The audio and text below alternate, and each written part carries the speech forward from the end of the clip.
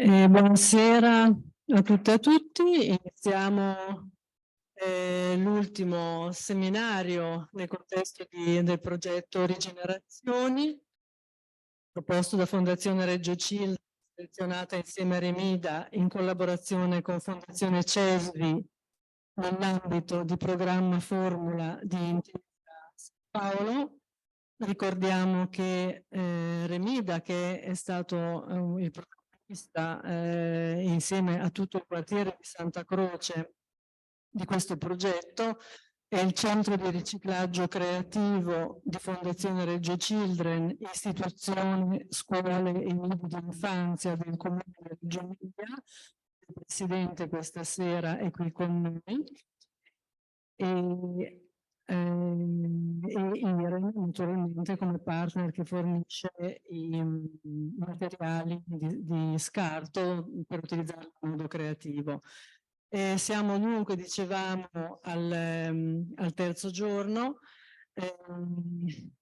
Legami inteso come parentele, come kin in inglese, da una frase di Don Haraway. E ricordo sempre le note tecniche per chi è online di tenere l'audio spento, di selezionare in English, ovviamente se si vuole ascoltare in inglese, e spagnolo se si vuole ascoltare in italiano. Ieri abbiamo parlato di futuro. Noi ieri abbiamo abbiamo terminato con una speranza, una fiducia in uno spirito del tempo, come ha detto Clelia Farri, c'è la possibilità che possa lavorare insieme per salvare la comunità dei viventi. Il giorno precedente abbiamo parlato molto di spazi indecisi come metafora rispetto alla città densa, cioè spazi ancora da decidere come sono le periferie, spazi in cui aspettare prima di prendere decisioni per fare la cosa giusta, come spazi come cibi, come risorsa di vita, di idee, di creatività e di scelte.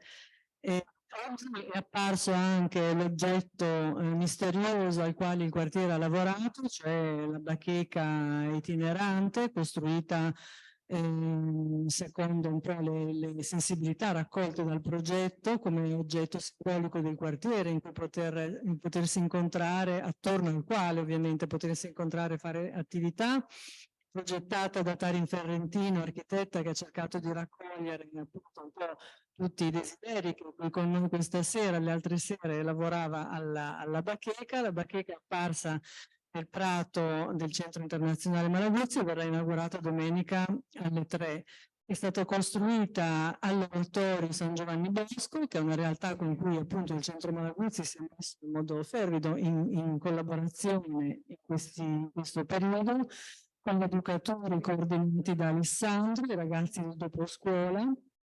All'oratorio c'è una falegnameria, una cosa che abbiamo scoperto con il progetto, è un progetto che si chiama Fly Zone, di doposcuola di attività per i ragazzi delle superiori, è un progetto di Coop Sociale San Giovanni Bosco con officina educativa. Ci aspettano due relatori oggi, Veronica Pacini-Ketchabaw, docente di Early Childhood Education alla Western University di Ontario, e Carlos Viriato, biologo e attivista della Fondazione E35 di Pemba in Mozambico, quindi immagino un collegamento da Pemba. Anche oggi ascolteremo le due interventi e poi dopo spazio alle domande.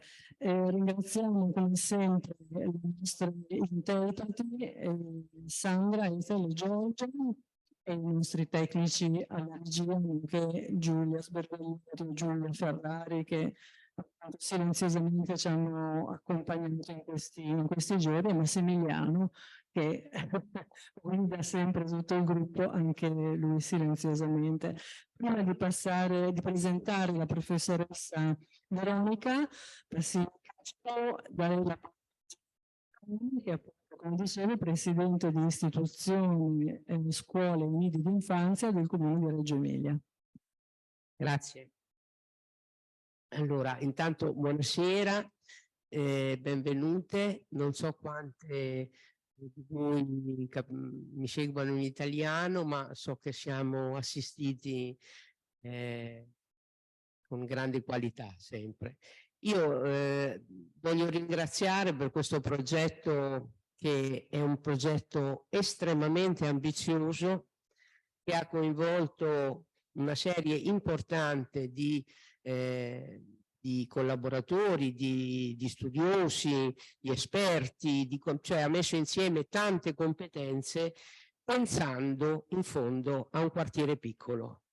Perché questo di cui è detto e che voi sapete, il quartiere Santa Croce in una città come Reggio Emilia, che di per sé non è una metropoli, rappresenta un piccolo quartiere.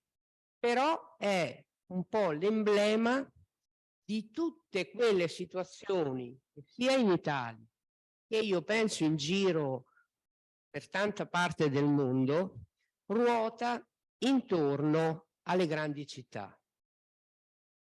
Poi c'è un tema, ma non lo trattiamo adesso, che è quello delle periferie esterne alle città.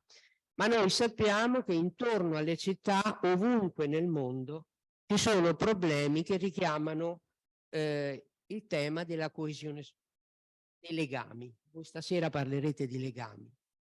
E non c'è niente come le periferie per dirci quanto è delicato, difficile, complesso poter costruire veri legami che siano poi utili a quella comunità in situazioni in cui abbiamo multiculturalismo, certe volte una condizione del lavoro complicata, da distanze, precariato, situazioni di servizi alla persona abbastanza complessi, fatiscenti. Insomma, noi sappiamo che le periferie delle città, dalle periferie delle città si misura il livello di civiltà delle comunità umane. Quindi parlare di Santa Croce, che per noi tra l'altro a Reggio Emilia ha tanti significati simbolici, perché Santa Croce è il cuore del lavoro della storia di Reggio Emilia. Noi siamo dentro il cuore della produzione per tanti anni, che ha impegnato migliaia, credo, adesso sui numeri sbaglio sempre, ma penso che siamo nell'ordine delle migliaia di lavoratori e quindi anche di famiglie che orbitavano intorno a questa grandissima fabbrica, che oggi è che per tanti anni ha vissuto una degenerazione, perché ha smesso la sua funzione, poi ha avuto tante storie complicate di proprietà, eccetera, eccetera, ma oggi rappresenta per il comune di Reggio Emilia il punto più importante nei processi di rigenerazione urbana, collocato dentro questo quartiere che ha la più alta percentuale di provenienze straniere, credo, e quindi con una complessità di rapporti legato alle tante culture che oggi abitano questo quartiere, e di fianco, permetteteci, a questo gioiello che è il Centro Internazionale Loris Malaguzzi, che per noi significa il cuore della scelta che noi abbiamo fatto come comune, cioè l'attenzione ai diritti dell'infanzia, all'educazione, immaginando che a partire dall'infanzia si possono costruire legami che arrivano su tutte le generazioni e chiedono alla comunità amministrativa, all'ente locale, pongono delle questioni che poi fanno la differenza fra le amministrazioni in grado di ascoltare, di mettere l'orecchio a terra e capire quali sono i bisogni, e invece amministrazioni che fanno scelte altre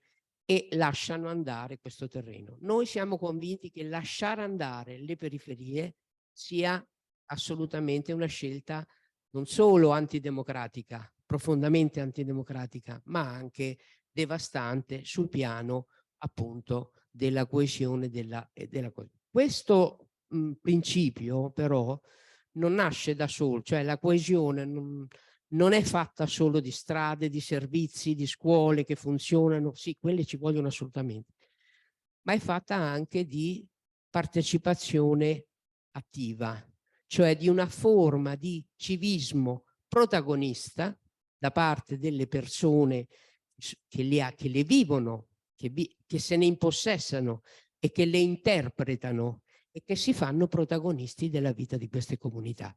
Quindi sono due gli elementi, gli obiettivi, io la pongo in questi termini, non mi permetto di inoltrarmi, come dire, su questioni che chi è più competente di me, ma penso a Pemba, per esempio, e dico che per noi costruire lì 3 cose: una rete di servizi accessibile e universalistica, cioè accessibili a tutti, una possibilità di dare voce al protagonismo degli abitanti e quindi alla partecipazione, avendo come obiettivo la costruzione di una coesione che sia, come dire, il motore dello sviluppo delle società, anche le più arretrate, anche le più arretrate. Io ho già finito perché vi sto portando via già troppo tempo. Ringrazio la Fondazione, ringrazio ovviamente, non so chi dei nostri sostenitori sia presente qui, forse nessuno, ma insomma la Fondazione CESVI, San Paolo e tutti gli attori. Ringrazio Remida perché è un elemento centrale in questo ragionamento. Noi tra un po', non so dire tra quanto, ma insomma riqualificheremo anche la presenza di Remida in città, andando alla ristrutturazione e rigenerazione, come è stato poi per il Malaguzzi, perché il Malaguzzi era un caseificio e noi ne abbiamo fatto un centro internazionale di cultura dell'infanzia. E cercheremo di fare la stessa cosa con il Magimificio Cafarri, dove Remida avrà modo di, insomma, di dare tutti i contributi che è in grado di dare. Poco fa mi è stato chiesto se possiamo dar via anche a, come dire, all'apertura di altri Remida in giro per il mondo. Non ve ne parlo perché l'ho appena saputo, ma è un impegno che sicuramente ci entusiasma, perché è vero che noi ci occupiamo moltissimo dei nostri bambini reggiani, tutti, ma lo facciamo, come dire, con uno sguardo alto, che guarda avanti e che guarda il mondo e si chiede quanto questo mondo potrebbe migliorare se facesse dell'infanzia, per esempio, il suo principale bene comune. Sappiamo che così non è e noi cerchiamo di fare del nostro meglio perché pian piano si cresca da questo punto di vista. Buon lavoro a tutti. Grazie Presidente, grazie anche di aver ricordato dove siamo, anche per chi ci ascolta e non sa in effetti questa storia lunga, insomma, importante. Volevo leggere una citazione che abbiamo diffuso in questi giorni accompagnando questi seminari, e questa appunto era stata scelta per Legami di Anna Zig.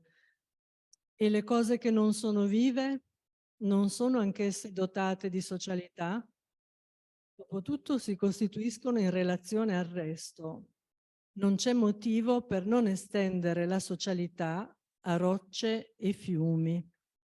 Quindi, diciamo, sollecitati un po' da queste prospettive di parentele impreviste, salutiamo i nostri 2 relatori e presento ora la professoressa Pacini-Ketchabaw, che è professoressa di educazione della prima infanzia presso la Facoltà di Scienze della Formazione Western University in Ontario e direttrice del Centro Interdisciplinare per la Ricerca nel Curriculum, E prima di entrare a far parte della Western University è stata professoressa presso la School of Child and Youth Care dell'Università di Victoria nella British Columbia, dove ora ricopre il ruolo di professore a contratto. È anche Senior Fellow di NORAG, Network per le politiche internazionali e la cooperazione nel settore dell'istruzione e della formazione. È co-direttrice del Pedagogist Network e co-direttrice della British Columbia Early Childhood Pedagogist Network. I suoi scritti e le sue ricerche contribuiscono al Commonwealth Research Collective e al Early Childhood Pedagogies Collaboratory. La sua ricerca, finanziata da Social Sciences and Humanities Research Council, esplora le pedagogie sui cambiamenti climatici con i bambini e le relazioni dei bambini con i rifiuti materiali del nord e sud del mondo. È autrice e coautrice di oltre 40 articoli peer reviewed e di 6 libri, tra i quali The Commonwealth of Children and Animals, Relation Ethics for Entangled Lives, oppure Encounters with Materials in Early Childhood Education, o ancora Unsettling the Colonial Places and Spaces of Early Childhood Education e altri libri. È coeditrice dell'Open Access Journal of Childhood Studies e della serie di libri di Bloomsbury Feminist Thought in Childhood Research. Invito intanto Laura Pedroni ed Eloisa Di Rocco a venire qui con me sul palco e diamo la parola alla professoressa. Buonasera, professoressa.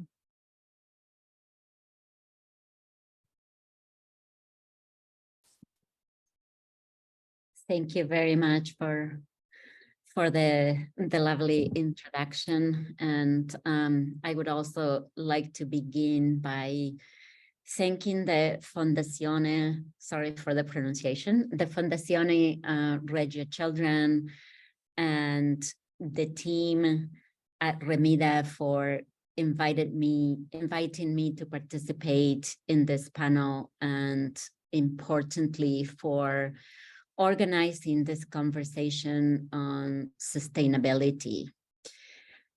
This week, the Intergovernmental Panel on Climate Change, that we all know by IPCC, released the final synthesis report for the 6th assessment report, in which they clearly outline that in order to address human-caused climate change, we need to transition to a more sustainable way of life to create healthier and strong communities.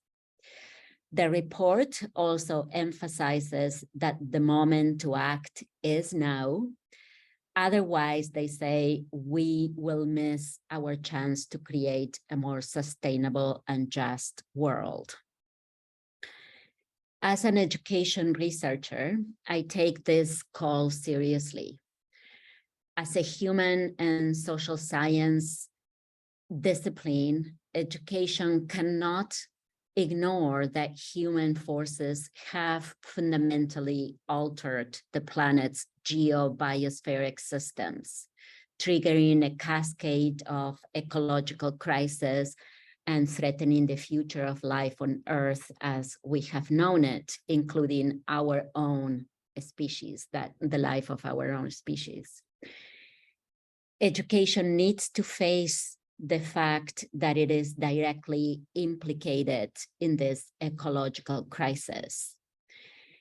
We know that despite efforts to promote education as key to achieving sustainable lives, the majority of education systems continue to prioritize workforce supply for economic growth over environmental sustainability.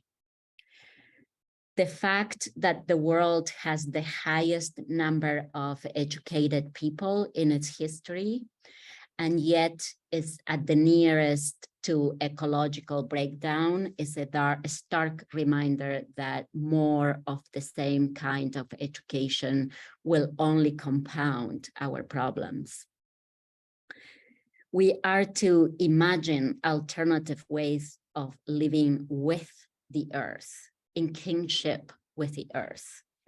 It is time to step up to the challenge and fundamentally reconfigure the role of education and schooling, I think. And to do that, with my colleagues at the Commonwealth Research Collective, which is an interdisciplinary network of researchers that are concerned with our relations with the more than human world, animals, plants, the environment in general. We are attempting to reimagine and reconfigure education around the future survival of the planet. And to this end, I want to share in the remaining time that I have two interrelated proposals that our collective makes to education. The first proposal involves challenging humanism. We are to rethink our place in the world. When I say our, I mean humans. Who are we as humans?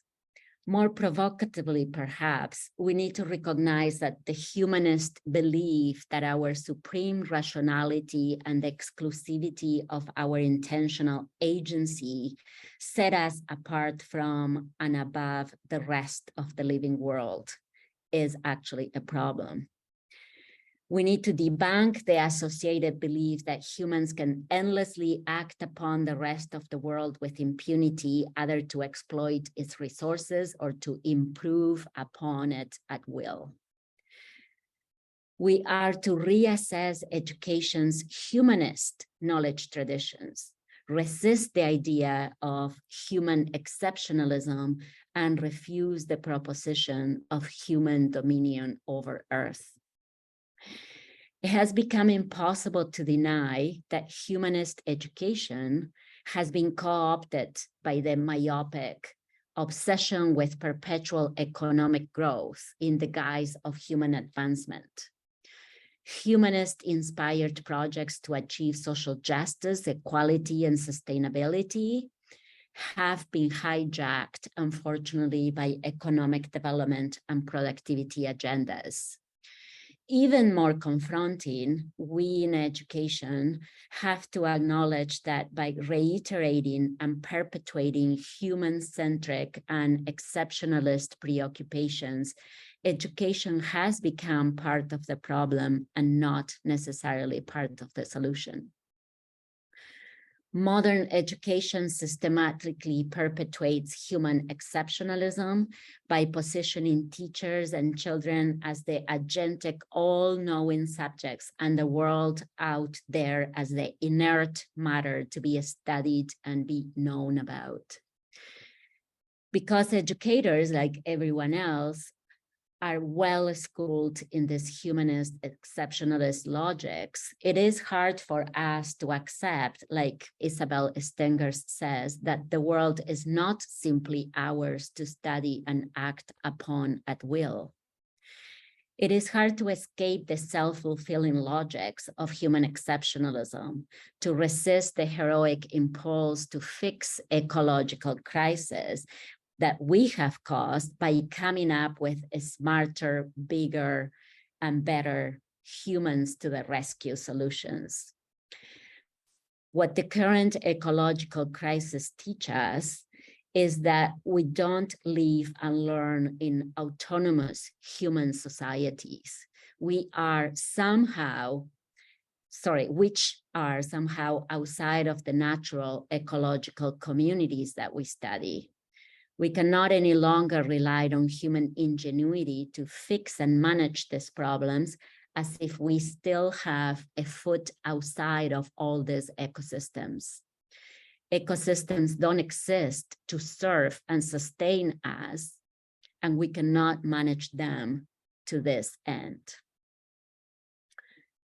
The second idea that I want to propose today, and is in response to the first point, involves beginning the enormous task of radically reconfiguring our curricular and pedagogies in accordance with more than human collective and relational notions of agency.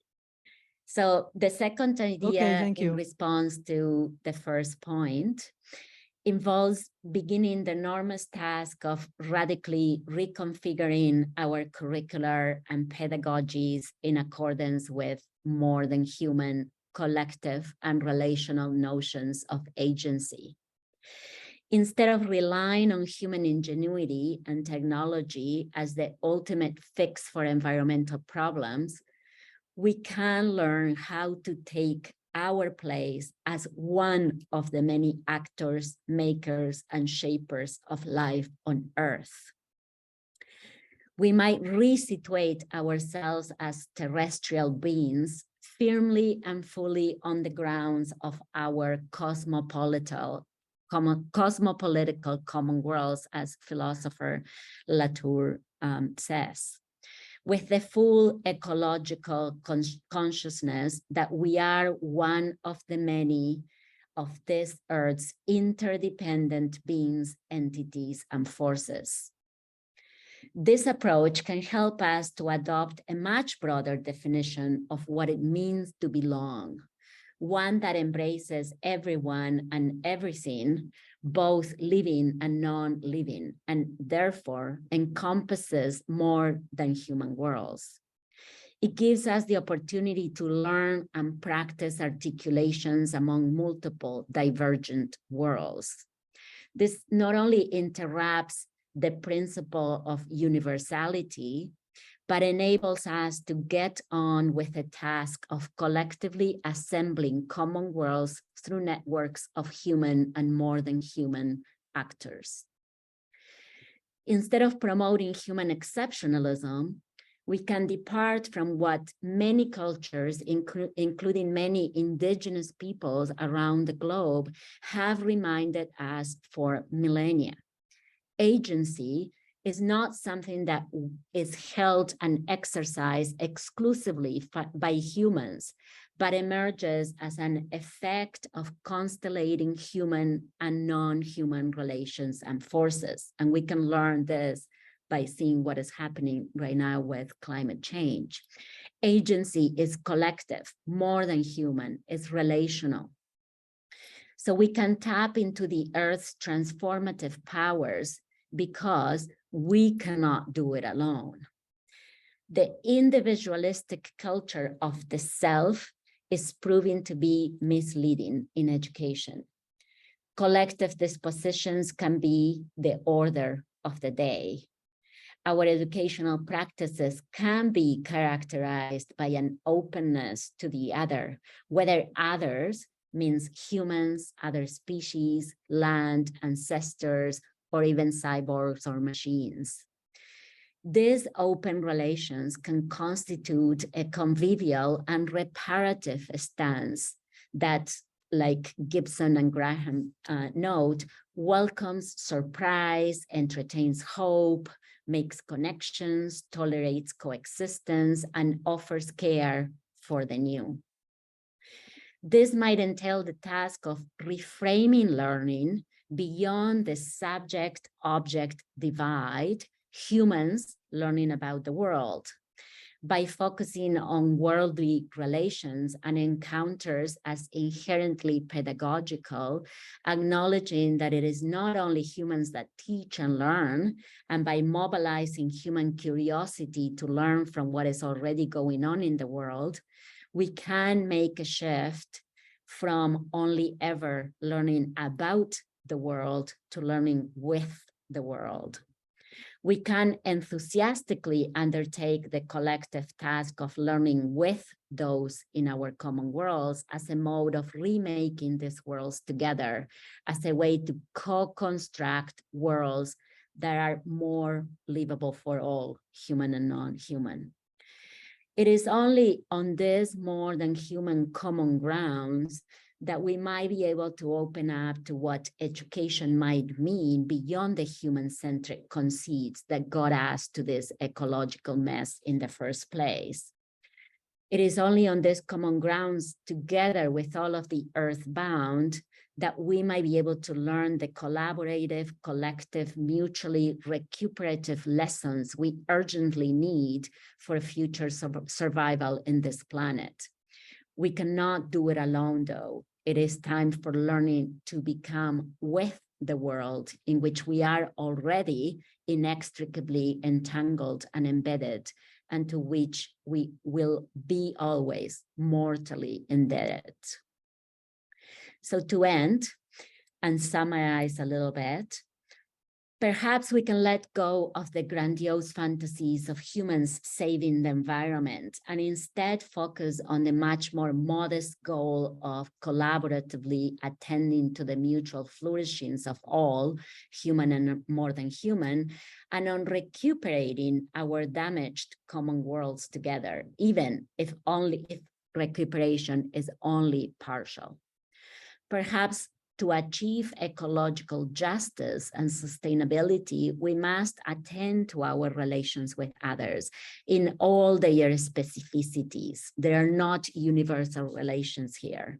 Perhaps we can recognize the value of our relations with Earth others in the quest for ecological justice and take an ethical stance that deviates radically from the assumed moral high ground of human mastery and control. This ethical stance attends to the ongoingness of worldly relations and grapples with the question, what kinds of worlds might we recuperate together in the midst of the destruction that we are living?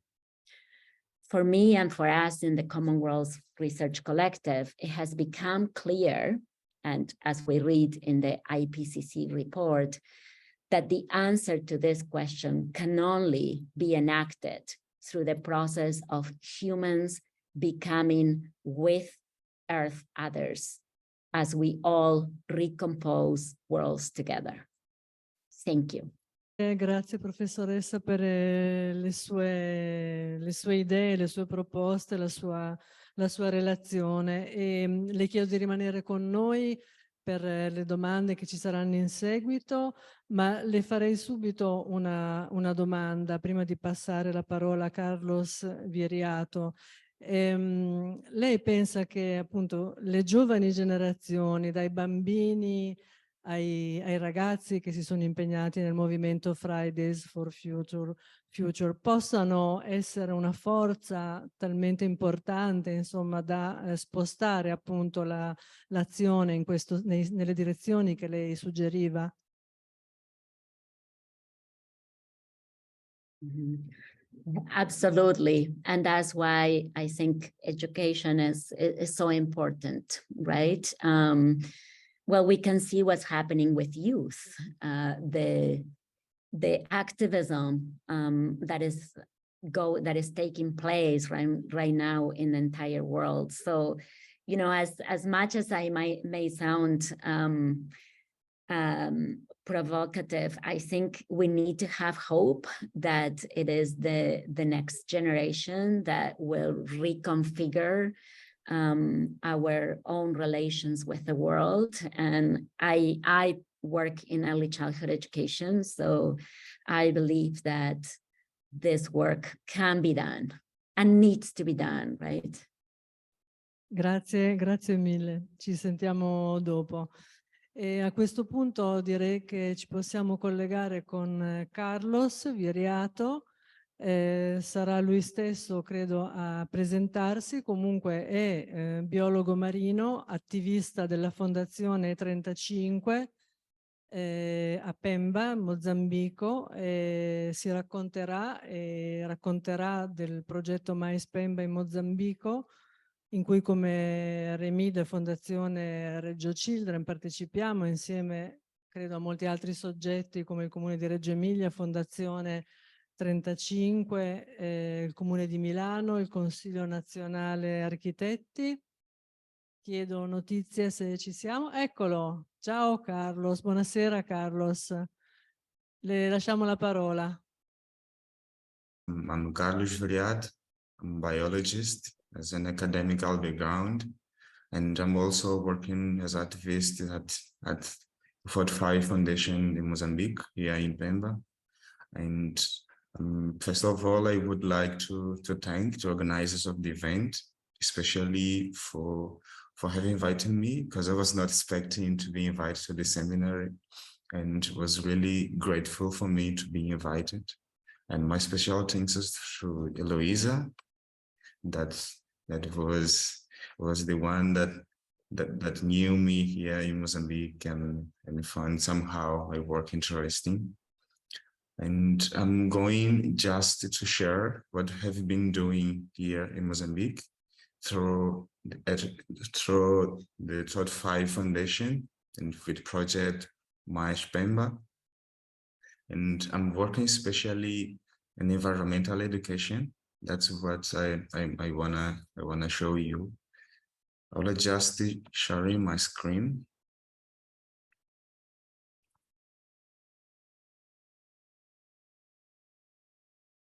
Okay, as I was saying, my biography is a biologist from Reggio University, and also working with E35 Foundation in Mozambique through the Pemba project. And here I basically conduct lectures in the schools and in the communities by raising awareness of the community of how to best protect the environment. And we do this by doing a theater, doing lectures and debates on how well people should manage the waste from homes, because there is a situation in Pemba and in Mozambique in general that although there are most people well educated academically, there are also a lack of environmental education. People are not thinking of sustainability. People are not acting in a way that is ecologically acceptable. So our work is raising awareness of how important it is to address the environmental issues and how important it is to consider when they acting during the activities daily, that the environment is also important, that the environment is also something that must be protected. So we work in the communities, as you can see in the pictures. We are teaching people on how to best manage the waste from homes and from their houses and how to reuse this. We also conduct debates on the impacts of waste management in the environment. We work in the secondary schools as well as the primary schools. Here we make students to think about the way that they act, to think about the actions in the environment and how they could impact the environment. Because we believe that in the schools, there are a generation that if they are well educated, they will be responsible for driving the sustainable development in Mozambique. And that's why we work with them, and we teach them how to best protect the environment, and also we tell them the impacts of the waste on their lives and also on the public spaces as the schools and another sites. We also work in the primary schools because also kids are important. They have to grow up knowing how to protect the environment. They have to grow up knowing that as a human, we have a negative impact on the environment in the way that we have been acting until now. And especially telling them that all the world is worried about climate change, about things that relates with climate, and here in Pemba can be easily felt these things and this change that climate is experiencing. Here we basically teach students on how to reuse and how to recycle small pieces of the trash, especially in the schools, and what they can bring from home to schools in order to help as well the process of teaching from the professors. And And we also building the environmental clubs in order to become environmental education continuing, because we know that we won't be able to change the way that people act in Pemba only by 1 year or only by the time that project March Pemba will be working. So we know that environmental education must be continuous, must be done every year, every day. So since as well, the project has a main characteristic of having the start and at the end, we are working in order to continue to create skills on the students from the schools to continue protecting the environment, to continue acting wisely, and to continue knowing that each action that they have can impact the environment. So we create the environmental clubs in the schools. They are just it's just a group of students chosen by the school and chosen by us during our activities in the schools. And they work with us and we teach them, especially the 5 hours of sustainability on how to reduce the waste production from homes and schools, and how to reuse and how to recycle materials from that we think that is waste. And the most important, we also teach them how to best protect the environment by planting trees in the schools, and also not also in schools, but in every public spaces, especially in the homes and in the hospitals, in different parts, in the roads, how to plant. And here the rule of time is not just in teaching them how to plant, but is to plant and also following the process until the plant reach an age that can survive its health. So, because there are so many examples here in Mozambique that so many organizations are only planting trees and not following the process, not living in this process of teaching students on how to best protect the environment by planting and also by building the school gardens. We are also giving them the skills on how to best protect the environment, on how to guarantee that another generations and another students that are more young will be learning from them on how to best protect the environment. With the school gardens, the special thing here is that we use the compost to fertilize the soil produced by the composting process, because we also teach them how to compost, on how to reuse and recycle, mainly the organic waste, producing the organic compost. And in this process of raising awareness, we also give another people, different from students and other associations that are working for the community sustainability in Pemba, on how to create sustainability alternatives of domestic waste management. So we build these things here. Here we have the example of how to best reuse the organic waste. This is a keyhole garden. This is basically in the center that you can see the hole that we build above the soil, whereas the center that we put all trash, all waste from home. I mean, the rest of foods, all the organic food can be put in over there, and we put a bit more soil, and then within the natural process of degradation or decomposition of the materials, organic materials will be producing the compost that will be responsible to fertilize the entire keyhole, and then people can produce food, can produce cultures like garbage, like tomatoes, and different things here. And this is the way that we make people to reuse and to recycle the organic food. We also engage elderly people, for young people, to using to using the trash from home and different elements on how to build another things, on how to produce another tools that can be useful. Here, for example, you can see the image of the woman, this older woman. She's basically using a package from juice to construct a wallet. It was a technique that we learned from the team that came from Italy to Mozambique on how to do these things. And then we replicate teaching elder people how to reuse materials that we haven't learned these things. This waste could be in the road, could be everywhere, polluting the environment.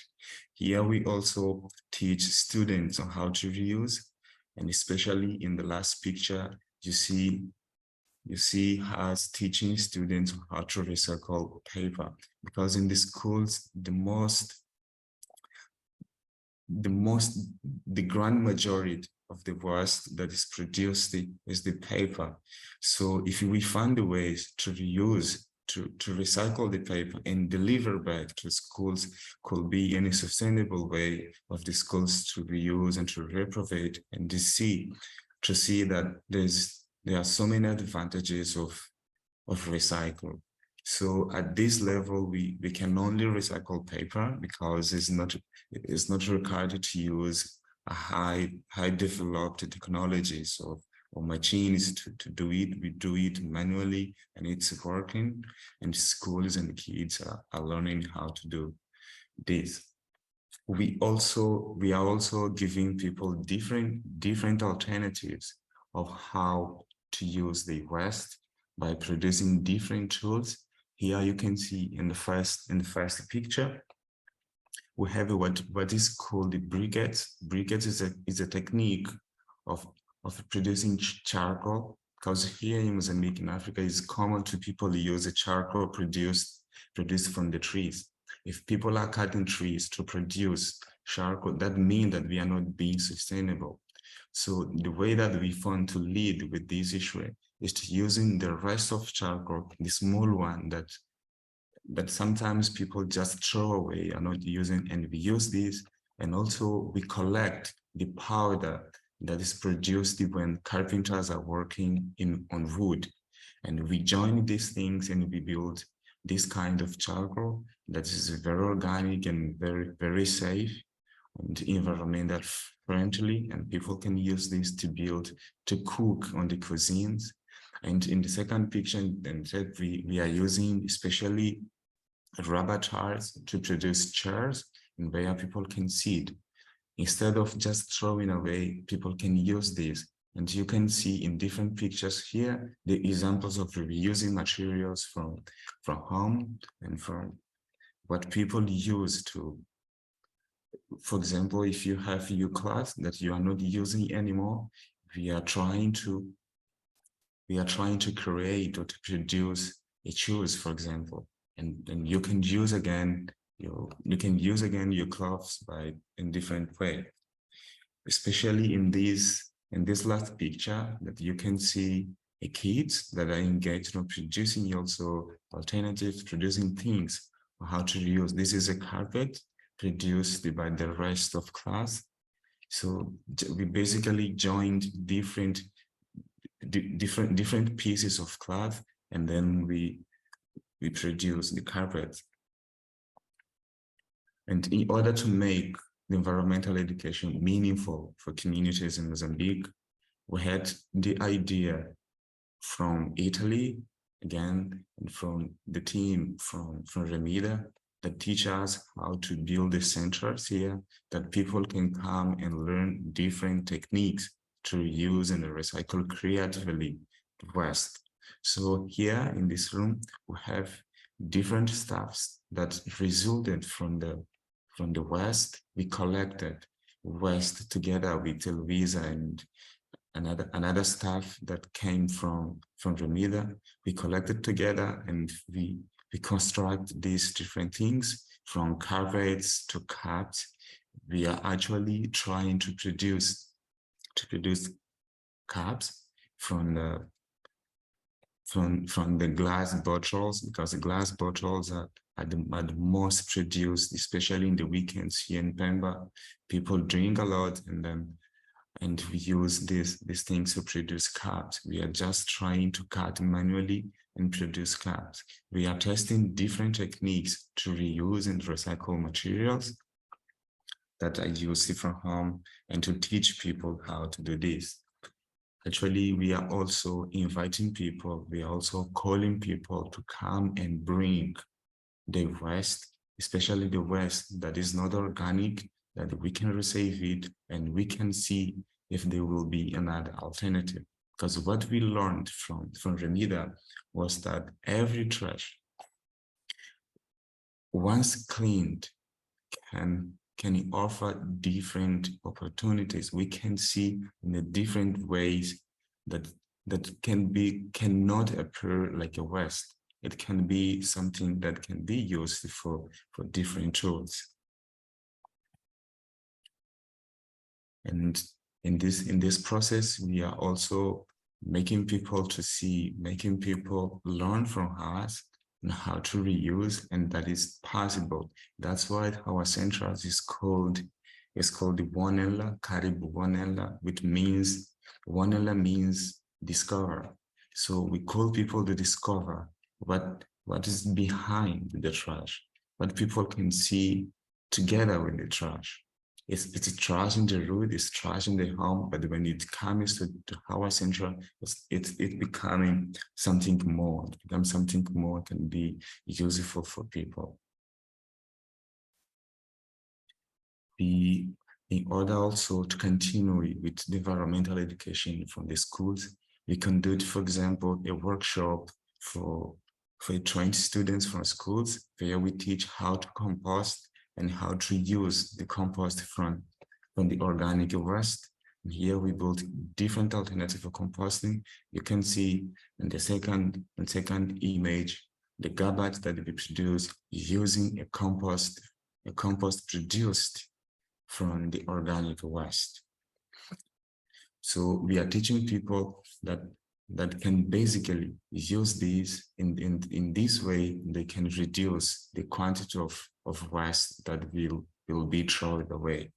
Our idea is to basically make people use every or all organic waste that they produce by composting at home, and use the semi-compost to fertilize the soil, because in Pemba all soils are not appropriate for agriculture.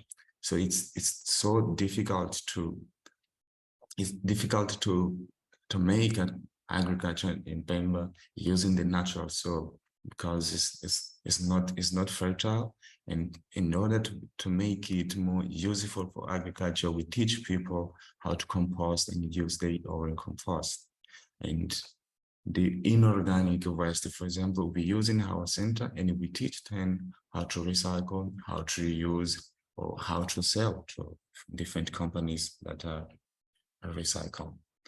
So here we have the main alternative that we find to tell people that it's working. We can be more sustainable. We can be more ecological friendly by producing different tools, by avoiding to produce so many trash and just throw away in schools.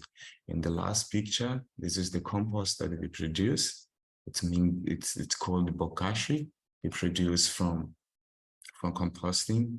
So we also showing people that it's possible, it's working, and we can do it, and it can be achieved in a big scale.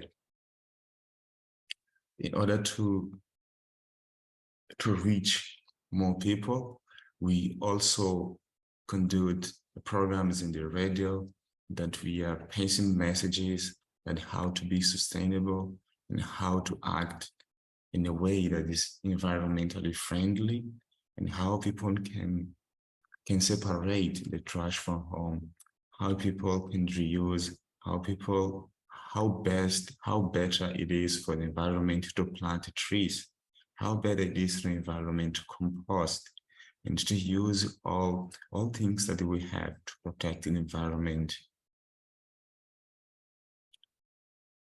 And the most difficult part in Mozambique is making people responsible for environmental education. We have been feeling that there is a lack of sense of belonging. But what I want to say in this part, I want to say that people in Mozambique, they used to think that the public spaces are just the public, doesn't belong to anyone. They are not thinking that the public space belongs to everyone and we have to protect. That's why it's very easy and common to see people throwing away trash in the public spaces. So we are working to teach them that public spaces are belongs to everyone and must be used for everyone in a nice way. And we also feel that the citizenship education is very important to people to know that we have to go on in a sustainable way. And the question that we are trying to answer to people in order to make them think on the actions and in the way that they impact the environment is, where does the how to progress go? And the answers of these questions can be found in this part. Because of lack of sensing belonging in people here in Pemba, all the trash that they throw in the roads and the public spaces is derived to the beach. So when the rain is come, all the trash is going to the beach, and the beaches are public space. And when people are in the beach, they just say, the municipal council is not cleaning the places. But they forgot that the trash that is in the beach was produced by them, and they just try to find the guilty people to blame. So what we are doing now is to make people be responsible in their acts, in the way that they do things, and especially protecting the public spaces, having the sense of belonging, and understanding that each part of the environment belongs to everyone and must be protected. And we do this by the last picture, making people to segregate the trash, all the trash that they produce from home. They must separate on the organic and inorganic, basically on this. And with the organic, they can compost, and by the inorganic, they can recycle, they can reuse. So in that way, we are applying the 5 R's of sustainability, making people to rethink of their acts, make people to refuse. People has to refuse to pollution. People has to know how to say no of everything that impacts negatively the environment. People have to reduce the quantity of the waste that are coming from their homes. And especially people have to reuse and recycle. So this is basically what we do here in Mozambique, especially in the city of Pemba, making people think more wisely and make people become environmentally friendly. So thank you for your attention. This is what we want to share with you. Grazie Carlos, do la parola a Eloisa. Grazie mille della tua presentazione, esperienze molto, molto belle, e cercheremo di imitarti nella radio. Carlos, grazie della presentazione, rimani con noi perché ci sono forse delle domande, delle considerazioni. La prima è proprio la mia. Io quando sono stata a Pemba e vi ho conosciuto, in realtà ho visto tanto sapere nell'uso che voi fate dei materiali in generale.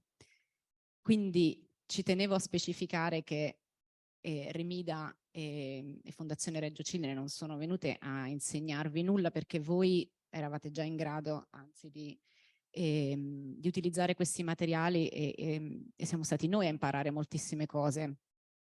L'intreccio dei cestini, ho visto bambini piccolissimi saper cucire, quindi Ho visto questo sapere e anche questa conoscenza dei materiali, questa relazione che avete in maniera forte già con i materiali. Quindi ti faccio una domanda rispetto anche alla presentazione che hai fatto. Secondo te, come pensi che una comunità che apprende, che impara, come tu hai detto, possa affidarsi anche ad un altro tipo di conoscenze, un po' come a conoscenze anche non umane, come ci ha suggerito la professoressa Pacini, e cioè se pensi che si possa apprendere anche per esempio dalla vita vegetale, da quella marina, dagli insetti, dai batteri. E lo chiedo a te che sei un biologo, no? Hai studiato la vita del mare. E come pensi quindi che questo possa essere uno sviluppo dell'educazione ambientale, cioè andare oltre a una comunità di umani che apprende, ma a una comunità anche di più forme di vita?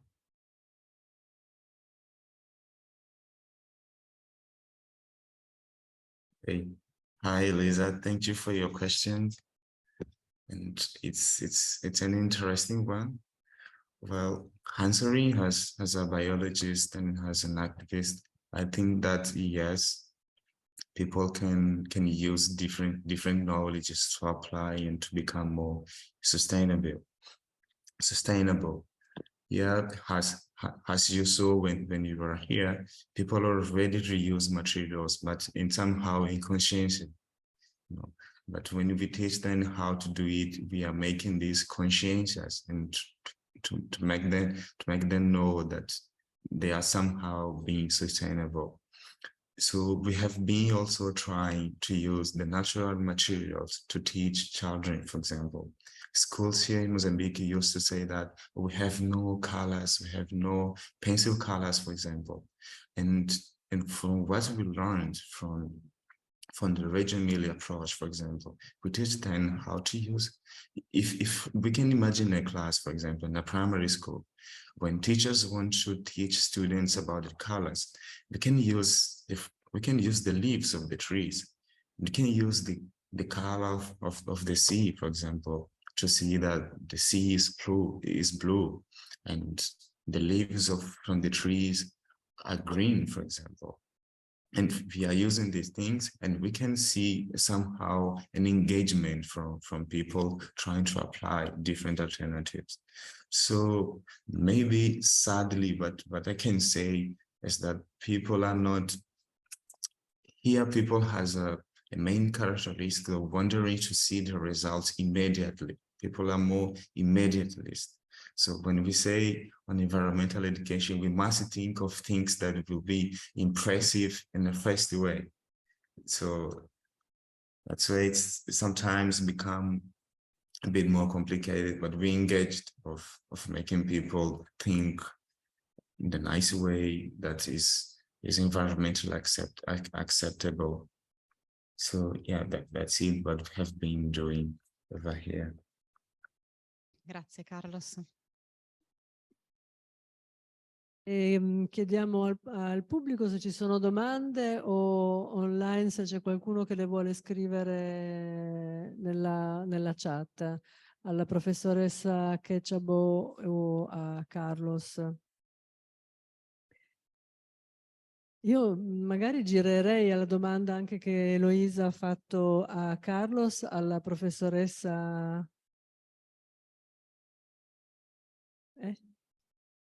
Intanto che appunto magari se c'è qualcun altro che vuole fare le domande. Alla professoressa Ketchabaw. C'è una domanda? Un attimo. Allora aspettiamo un attimo. Sì, salve. A Carlos, la domanda è a Carlos, interessante come esperienza. Sono Andrei, mi chiamo Andrei Grincio, che rappresento diverse associazioni e volevo sapere come le persone in Mozambico reagiscono a degli insegnamenti del genere e come la vedono loro la situazione dal punto di vista dei rifiuti, il riutilizzo e quant'altro, cioè com'era l'impatto per loro? Grazie. So In Mozambique, here in Pemba, people react in a way that they are, first of all, they try to find the good people of, because in the roots we have so many trash. And when we come with our company that we are saying that no trash in the ground, people ask us why we should put this. Because it's well known that the waste management in the cities is the responsibility of municipal councils here in Mozambique. And people has also taxes to pay every month when they receive their salaries. There are some amount of money that's conducted, it's driving by, it's collected by the municipal councils.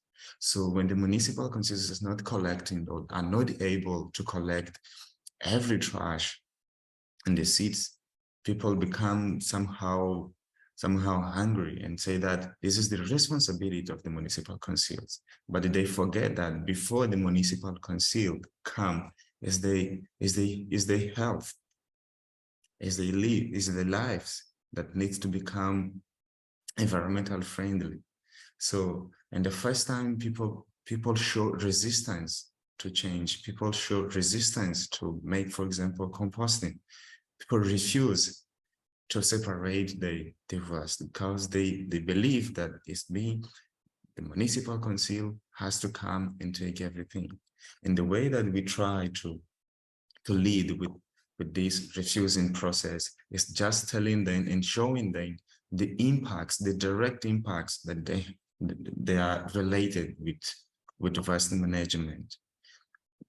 Here in Mozambique, for example, it's very common having diseases like diarrheas and choleras, for example, that are related with the bad waste management. And when we bring these examples of the diseases that are related with waste management, people try to think wisely and see that they have the will to change the way that they lead, because it's possible to reduce first of all the quantity of the waste that produced from the homes. It's possible to reuse or to recycle all the organic waste that they produce, and it's also possible to give another chance of things that they think that there is no another ways to use. I mean, the inorganic.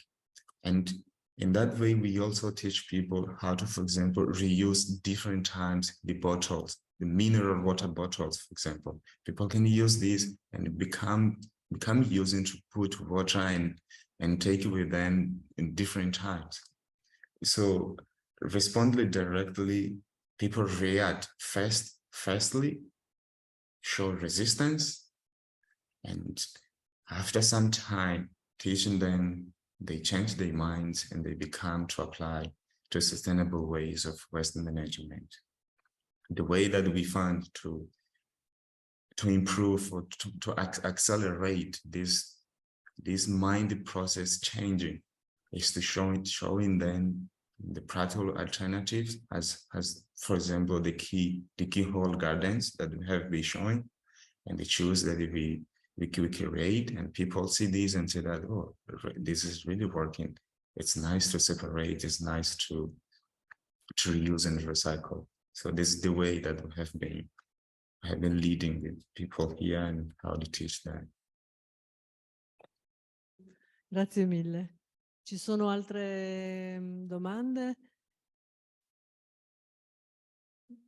La Presidente Venturini. Sì, non so se sia del tutto pertinente, però stavamo riflettendo che uno dei problemi più drammatici dell'inquinamento, dell'assalto alla terra, dico io, è il tema della plastica. Allora, volevo chiedere al nostro amico biologo, cioè questo tema della plastica nelle società occidentali più avanzate, come dire, non è certamente superato, però ha raggiunto un livello discreto di consapevolezza, secondo me. Cioè ci sono dei mutamenti di stili di vita che orientano sempre di più verso l'uso di risorse naturali piuttosto che la plastica.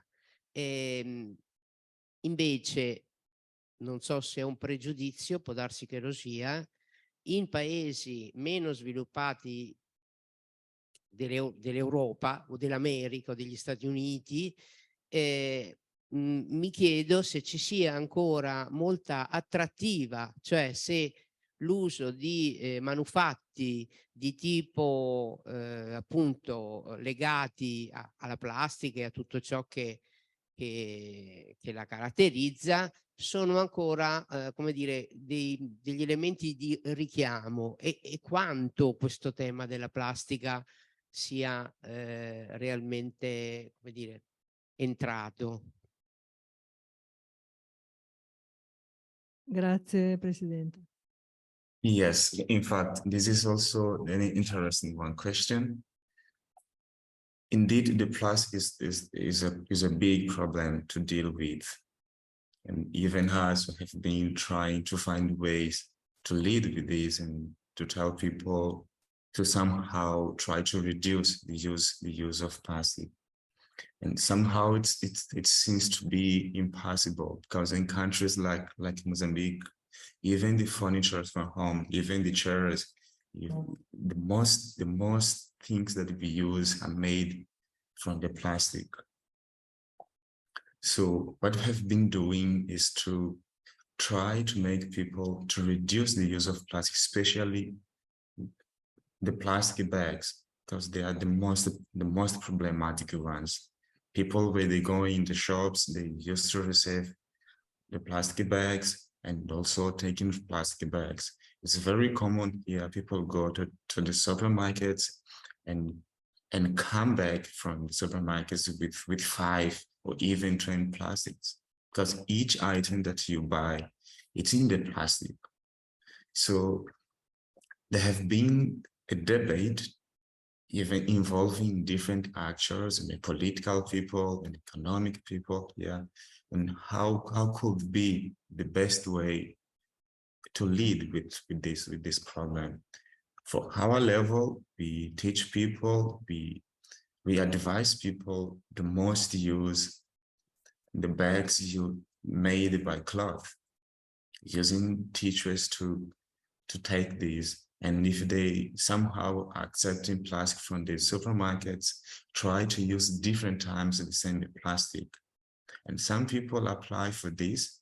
It's very common in the big cities, here in Pemba, in Maputo, for example, and other cities, that people are becoming more interested in using cloth bags made by cloths, you know. And we have also been discussing with different people that has somehow the responsibility or has any influence to change the situations. There are some seats that, oh, let me just make a reflection. In the past, in the previous years, in Mozambique, plastic, when you are going to the supermarket, it was free. You was receiving the plastic for free. And now the government has become to put a price on the plastic. If you are going to the supermarket and you want plastic, you must pay for that. You pay a value and an amount of money for that. And it was expectation that was expected that people could change their mind for refusing to pay for the plastic and somehow feel that they are wasting money paying for the plastic. But surprisingly, people are still using plastic. So I don't know how to really address this, because the impacts we have all already seen. There are pollution in the oceans. There are species that are driving extinction. For example, the marine turtles are very affected by the plastic pollution in the oceans. Different species too. So what we have been trying to do is to try to reduce the quantity of plastic that people use, and could go to the beach, to the marine ecosystems, and also try to reduce the plastic in the terrestrial ecosystem as well. So it's a very challenging, and we are doing our best in order to reduce the use of plastic. So here the most problematic are the bottles, are the plastic bottles, because all the companies sell water in the plastic bottles and also the plastic bags. Another kind of plastic, they are somehow, which is nice. There are some companies that use to recycle, and they collect all the plastic for them. They collect and buy and to build again another chairs, another stuffs, another furnitures.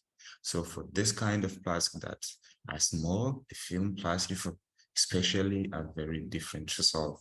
What we are trying to do is to make people to use more bags made by cloth instead of using plastic bags. So that's it. Thank you. Grazie Carlos.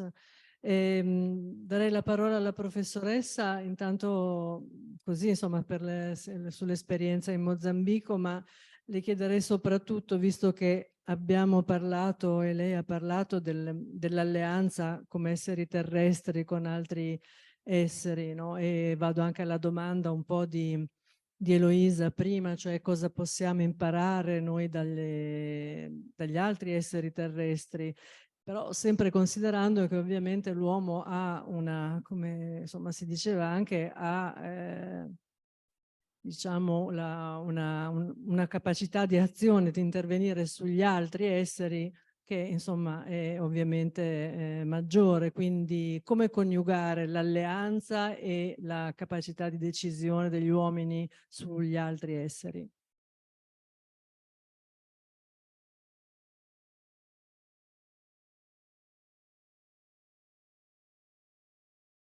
Thank you for the question.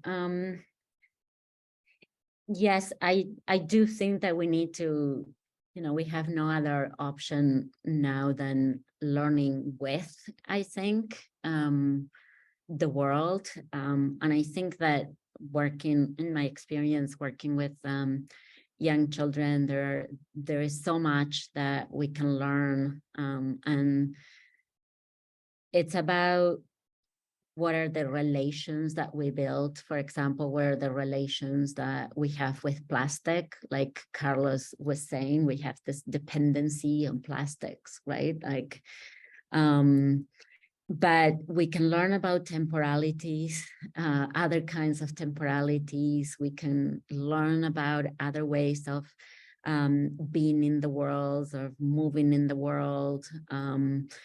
We can basically or help ourselves to disaccelerate from the world in which we're living. We can learn ways of noticing. We can learn how to pay attention in different ways. Perhaps we can even become much more, much closer to our own bodies and our own senses, our other ways of being in the world. We can also, if learning with others, moving in different ways, acting with the world, perhaps we can be with plastics in a different way. Perhaps we can change that dependency with plastics. Obviously, plastics are here to stay. We're not going to get rid of plastics anytime soon. Certainly, we could recycle, and we should, and reuse it. I think we also need to stop producing plastics. That's a big problem, but also we need to shift our relations with plastics. We have a lot of plastics inside of us, right? And what does that mean? It's not an external thing anymore. It's also in us, in our bodies, and what can we learn from that? I don't know if I answer your question, but. Sì, certamente. Aiutare noi stessi. Grazie mille. Andiamo. Vi ringraziamo, quindi domande in questo momento non ce ne sono e credo che Eloisa a questo punto presenterà per chiudere il progetto, velocemente il progetto Rigenerazioni. Io lascio il mio posto a Massimiliano perché Massimiliano Massimelli, coordinatore generale di Fondazione Reggio Children, per il saluto finale che poi farà. Grazie mille.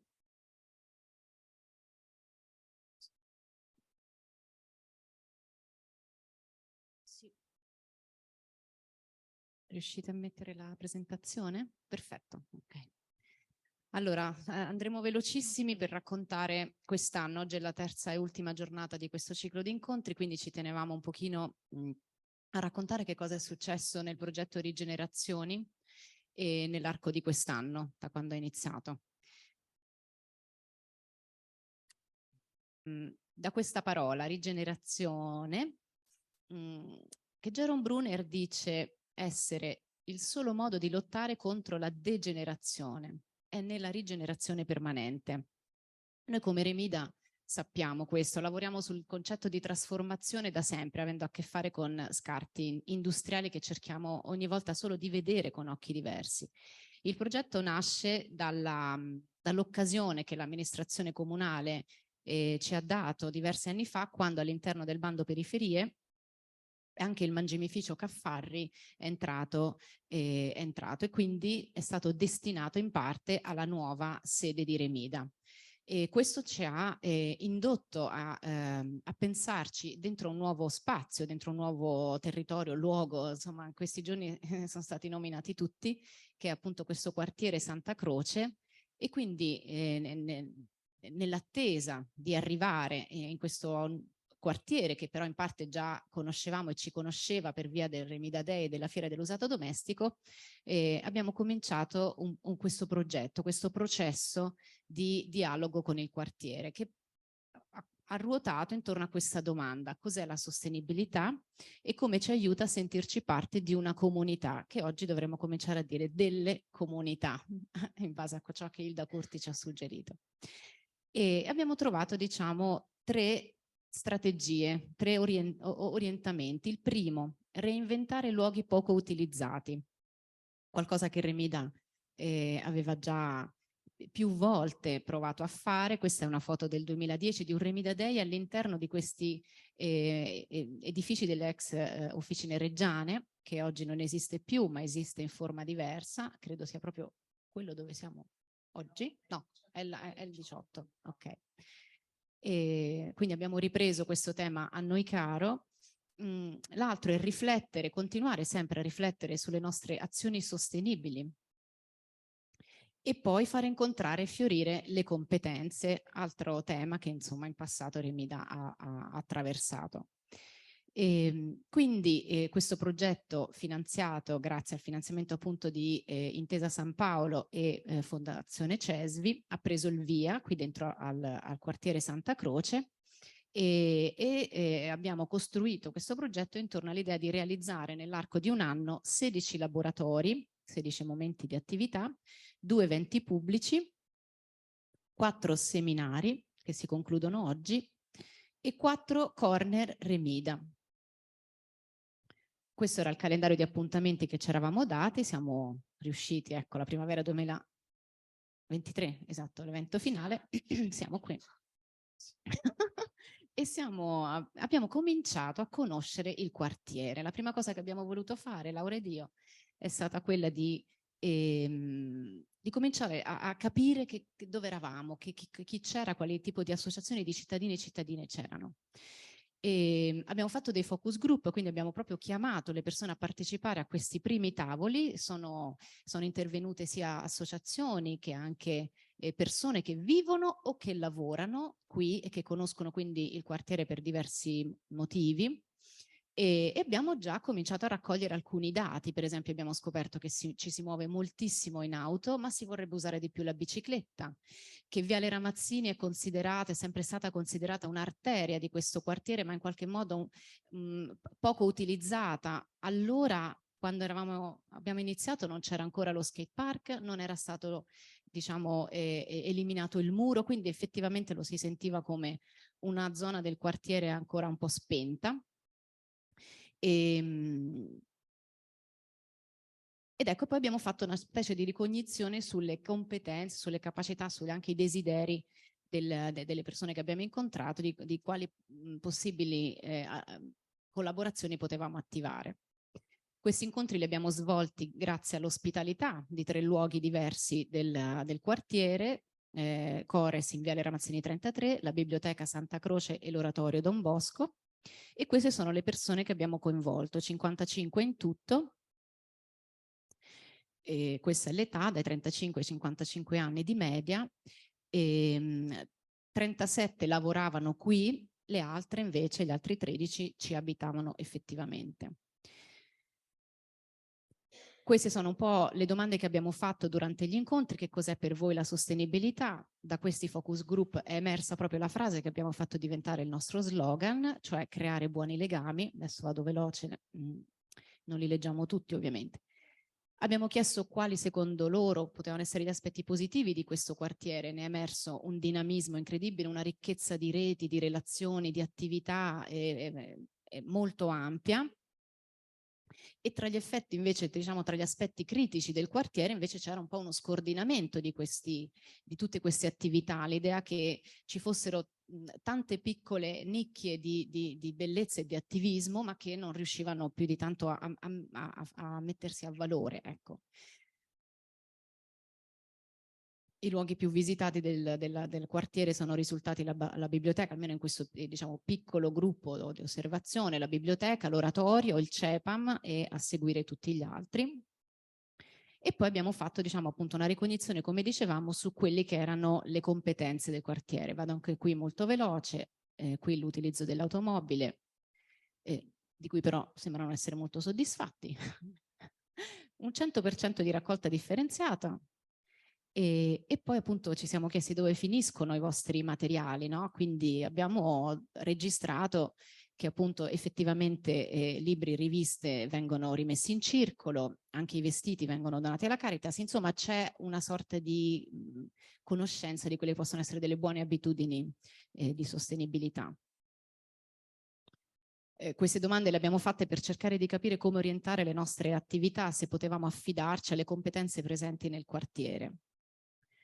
E abbiamo poi raccolto alla fine di questi incontri l'interesse di queste persone che abbiamo incontrato a partecipare a un gruppo di lavoro e che che nella nostra intenzione volevamo che ci accompagnasse per tutto l'arco, diciamo, del progetto. Ecco perché non potevamo certamente essere noi solo di Remide di Fondazione a portare avanti il progetto. Si è costituito questo gruppo di lavoro, di cui non voglio dimenticare i nomi, e abbiamo qua ovviamente delle presenze.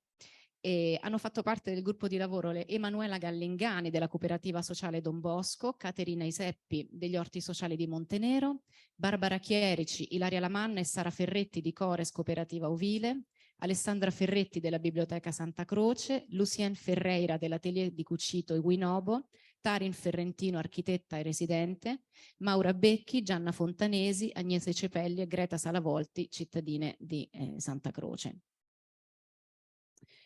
È stato il gruppo di lavoro che grazie a numerosi incontri ha elaborato tutto il percorso, ha ragionato con noi rispetto alle attività, rispetto agli laboratori e fino all'oggetto concreto che abbiamo realizzato. La prima cosa sulla quale ci siamo misurati come gruppo di lavoro è stata l'organizzazione di una narrazione a tappe proprio lungo via Ramazzini, che era questa via che a cui volevamo provare a ridare un po' di vitalità, e una partecipazione incredibile delle scuole. Siamo stati anche accompagnati per un breve pezzo da una dottoranda del programma di Reggio Childhood Studies, Fatima, che è di origine saudita, quindi di lingua araba, ha però imparato una canzone reggiana e ha accompagnato tutto il gruppo con questa canzone lungo Viale Ramazzini. La narrazione a tappe si svolgeva in 4 punti. Questa era la prima tappa, la narrazione, in cui appunto Italo Campitelli e Matteo Ferrarini hanno letto alcuni brani di Murdo, un libro illustrato.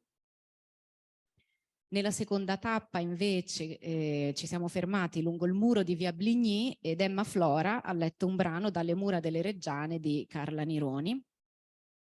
Qui siamo sotto al carro ponte che non si vede, ma comunque davanti alle ex officine reggiane, dove Gaia Buggemi ha letto alcuni documenti proprio tratti dall'archivio delle ex meccaniche reggiane, le ex officine. E l'ultima tappa si è svolta proprio all'interno del parco del centro Malaguzzi, davanti al CEPAM, dove Agnese Cepelli ha letto sempre alcuni brani di Murdo, accompagnata da Emanuele Reverberi e Andrea Medici, 2 musicisti. Ecco, qui ci muoviamo più nell'arco, diciamo, a metà anno, abbiamo capito che avremmo dovuto realizzare questo oggetto concreto da lasciare al quartiere.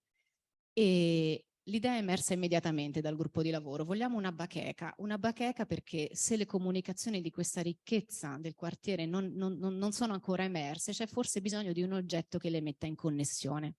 Sempre dal gruppo di lavoro abbiamo raccolto degli immaginari, quindi ci siamo visti qualche volta per capire quali potevano essere un po' le idee di tutti su che cosa è una bacheca, che oggetto è.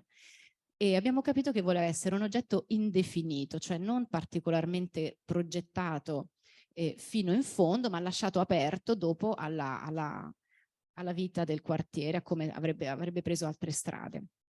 Ci siamo un po' ispirati ad alcuni esempi in Europa, per esempio il portierato di quartiere, queste edicole multifunzione molto presenti in Francia. E abbiamo condiviso fra noi ciò che ci piaceva e ciò che poteva essere utilizzato e poi siamo partiti nell'ascolto anche delle voci, dei pensieri, delle teorie dei bambini e delle bambine di Santa Croce attraverso degli incontri alle scuole Collodi, alla scuola primaria Malaguzzi e alla scuola superiore di primo grado Galilei. Questi bambini ci hanno raccontato delle cose meravigliose, anche qui vado velocemente. Abbiamo chiesto quali erano i posti speciali che conoscete solo voi del quartiere Santa Croce. Ci hanno detto che c'è un vicoletto dei bulli, ma c'è anche un vicoletto del mercato nero, che sono cose per adulti, cose strane, che non bisogna andare a indagare troppo. Vicino a casa mia c'è un posto dove fanno i concerti, dove si sente la musica gratis. Mentre vicino a casa di un'altra bambina c'è un buco dove ci vanno i gatti molto profondo. Il parchetto sotto casa mia è il mio posto speciale. Vicino a casa mia c'è un condominio pieno di persone. Quando c'è la partita gridano fortissimo gol. Un altro luogo speciale è il teatro Mamimò e un posto speciale è casa mia, anzi casa dei miei vicini, che hanno il giardino, la TV grande e la PlayStation. Abbiamo chiesto se per caso ci sono dei boschi o dei parchi a Santa Croce. No, non ci sono boschi. No. Io ho un parco di fronte a casa mia, però mi sembra un cimitero. La mia casa è in un condominio, sotto ci sono dei garage, giù c'è uno spazio grandissimo e una strada con un marciapiedi e attaccato c'è un dentista e lì dietro c'è un parco. Insomma, un po' complicato raggiungerlo. Bellissimo, questa idea di Santa Croce che non vive solo di giorno, ma offre prospettive diverse in diversi momenti della giornata. Mi piace quando è mattina e c'è il sorgere del sole, dietro la scuola dove decollano gli aerei e ci sono i murales. C'è un posto bello dove vedere il tramonto ed è a Fly Zone. Lì c'è un parco. Se sali su dei cubi vedi un tramonto bellissimo.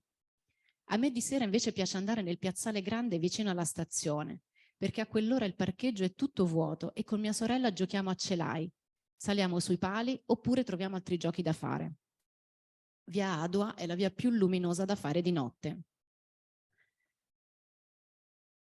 Anna ci ha detto che a Santa Croce però ci sono molte persone gentili, il cassiere del Conad, la gente del palazzo, le persone che fanno volontariato e la vicina di casa di Miriam. A un altro invece piace la casa di Maddi perché ci sono dei colori strani, un po' antichi. A un altro invece piace la casa di Aggia perché c'è silenzio. E invece pare che vicino alla casa di Umbi ci sia Vito che fa molto ridere.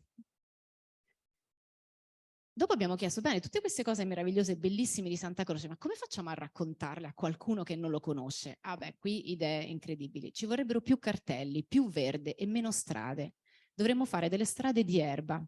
A me piacerebbe abbellire il quartiere, tipo che Remida fa qualcosa nei palazzi e nelle biblioteche, tipo dei laboratori, delle sculture con la carta. Si potrebbe fare una mappa con i cartelli che ti dicono il tempo che ci metti ad arrivare in un posto. E per quelle persone che non vedono bene i cartelli? Tipo mia nonna, potremmo fare dei cartelli con dei microfoni, oppure un furgoncino con le casse e il megafono. Potremmo usare il colore per chi non ci vede bene. E per chi è in sedia a rotelle o che fa fatica a muoversi? Potremmo mettere degli accompagnatori, potremmo usare la radio, usare anche i rumori. Sì, una voce che dice: a 2 minuti da qua c'è il Conad, che è il protagonista indiscusso del quartiere. E per chi non conosce, non capisce l'italiano?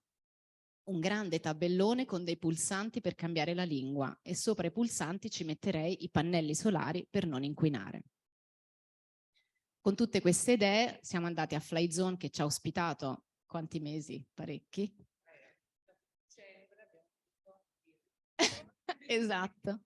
La falegnameria di Fly Zone, dove con i bambini abbiamo cominciato a realizzare dei piccoli prototipi, quindi hanno segato, incollato, lavorato il legno, inchiodato e hanno progettato, hanno disegnato o la bacheca stessa o delle piccole appendici, quindi casette per gli uccelli, radio di legno che potessero suonare.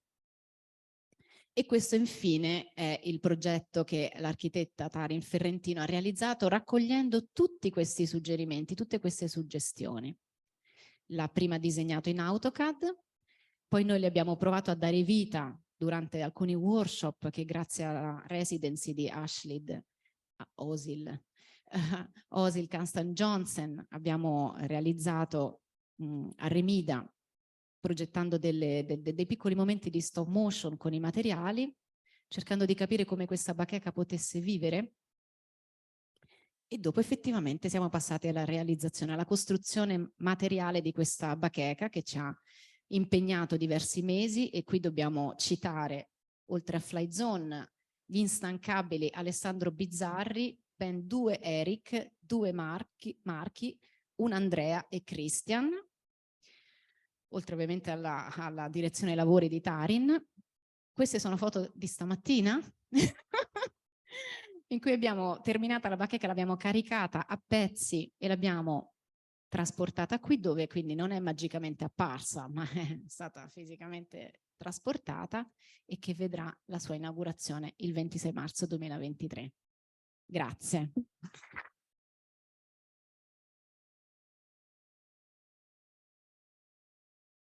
Ci tenevo ad aggiungere una cosa: siamo alla fine di questo percorso che è durato 1 anno e mezzo alla fine, e sinceramente la cosa che a me ha stupito di più in tutto questo è non sapere bene, è stato questo spazio delle indecisioni di cui abbiamo parlato anche nei giorni scorsi, questo spazio indeciso. Noi non sapevamo quando abbiamo iniziato dove, come saremmo arrivati, e questo percorso, parlo personalmente, ma credo ci ha arricchito. Abbiamo insieme, crescere con il mondo, no? Abbiamo insieme, abbiamo fatto un pezzetto di strada nuova anche per noi, che ha accompagnato e continuerà ad accompagnare anche oltre, insomma, il termine di questo progetto, il fatto che Remida si sposterà al mangimificio Caffarri, e comunque speriamo di continuare, insomma, le relazioni che abbiamo cominciato a costruire con questo quartiere, questo territorio, ma anche oltre, insomma, con le comunità che abbiamo incontrato durante questo percorso. E quindi ci tenevo, non li ricito tutti, li hai già citato tu, a ringraziare tutti quelli che sono stati con noi e quelli che arriveranno ancora e si aggiungeranno al percorso che continuerà. Grazie.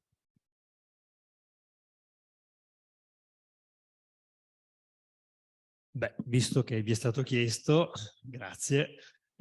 Sarò brevissimo, sia perché l'ora è tarda, sia perché è stato detto praticamente già tutto. Solo una premessa: scusate la mia tenuta veramente poco istituzionale, ma come avete visto dalla documentazione fotografica, io oggi sono stato arruolato nello spostamento di questo oggetto misterioso e quindi sono vestito sportivamente. No, io voglio semplicemente ringraziare chi è stato protagonista del progetto, chi l'ha reso possibile, e mi viene in mente i nostri amici ovviamente di Banca Intesa, di CESVI, ma anche nel comune. Mi viene in mente però una domanda che ho sentito, se non sbaglio forse Gianna, l'hai fatta tu mercoledì, hai detto e adesso? No, il futuro. E effettivamente guardando anche quest'ultima presentazione che hai fatto tu Eloisa, si percepisce che patrimonio di attivazione c'è stata, che non è che abbiamo attivato noi abbiamo seguito, ma c'era una serie di risorse in questo quartiere che forse noi anche non conoscevamo, perché scontavamo un po' una natura del centro Malaguzzi ancora, diciamo, in divenire, mettiamola così, un'idealità ancora da realizzare. E tutta questa grande attivazione io penso che consegni a Fondazione una grande responsabilità, che Fondazione però si sente di prendere, che è quella di andare a abitare, come dicevi tu Laura, il Caffarri, portandoci ovviamente a Remida. Abbiamo delle idee che sono quelle di portarci anche altre attività, ad esempio anche il nostro dottorato, proprio per consegnare in qualche modo al quartiere, alla città e non solo, un nuovo spazio che pensiamo, speriamo presto anche venga inserito in quella lista, no? Oltre al Conad, la biblioteca, ci sia anche il Caffarri. Se siamo gentili, esatto, abbiamo un benchmark, che è la gentilezza del cassiere del Conad. No, ci auguriamo di poter consegnare appunto un nuovo spazio che sia un laboratorio di ricerca, mischi vari linguaggi, e quello che, dicevo appunto, Fondazione si sente di prendere questa responsabilità anche perché può contare su una serie di amicizie di vecchia data, penso a istituzione, penso a delle figure che sono qui in sala che hanno fatto la storia anche di Fondazione della precedente associazione, quindi non faccio nomi, ma voi sapete a chi mi riferisco, ma anche nuove amicizie che sono alleanze, se vogliamo, che si sono sviluppate dentro questo progetto, e anche alcune alleanze per noi molto importanti che sono appunto, come li citavo prima, Banca Intesa e CESVI. Quindi tutti insieme ci aspettiamo, con la totale indecisione, incertezza e l'ambiguità di malaguziana memoria, al Caffarri. Intanto vi aspettiamo domenica alle 15 per vedere questo piccolo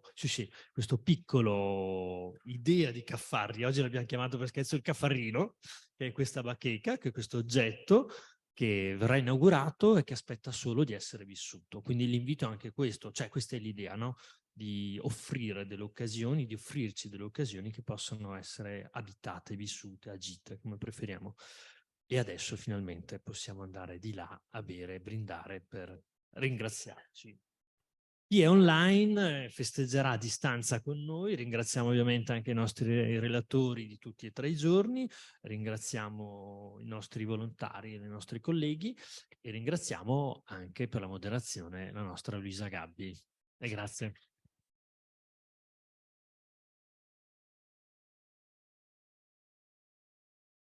Un grazie anche alla regia e ai tecnici, che sono stati perfetti.